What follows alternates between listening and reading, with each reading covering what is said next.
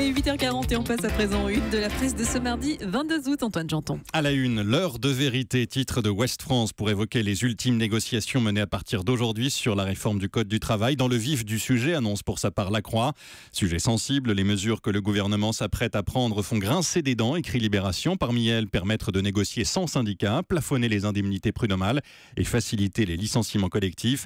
Les points chauds sont sur la table et la colère monte, constate Libé. Colère et inquiétude aussi au sein des ministères, au sein des cabinets ministériels précisément. Ils ne sont pas assez fournis pour tenir la cadence des réformes et de l'actualité.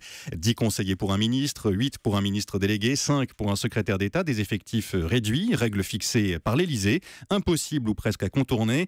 Le secrétariat général du gouvernement nous surveille, on est super fliqué, raconte un conseiller.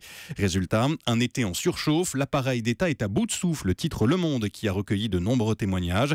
Paroles d'ailleurs presque identiques, quel que soit le ministère. On est débordé, c'est l'enfer.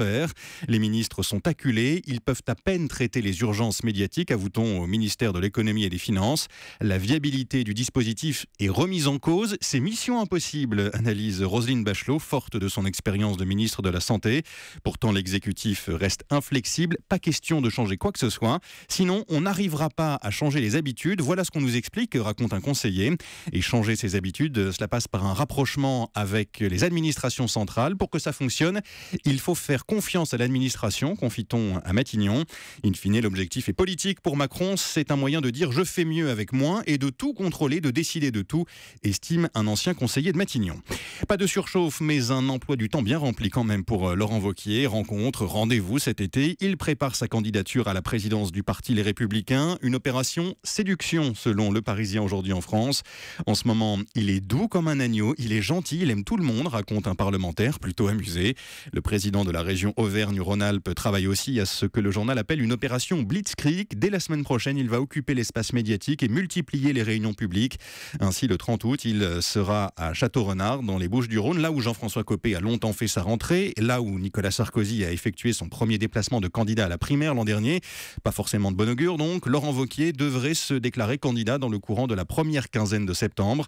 Il tiendra alors 4 à 5 meetings par semaine, nous apprend Valérie Yacco.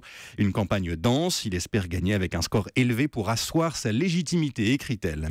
Le Parisien qui revient aussi sur l'attaque meurtrière de Marseille hier. Attaque apparemment menée par un déséquilibré.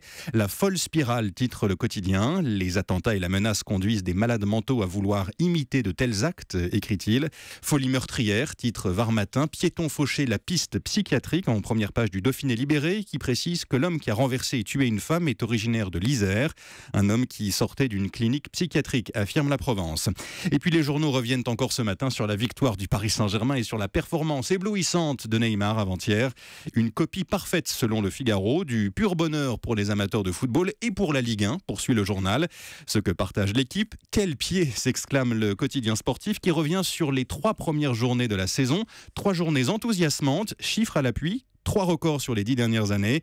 Celui du nombre de buts marqués, 84, soit près de 3 par match. Celui du nombre de passes, preuve d'un jeu fluide et rapide. Et celui du nombre de spectateurs, 736 000, signe d'un intérêt retrouvé pour le championnat. Et ça, Neymar et le PSG n'y sont sûrement pas pour rien.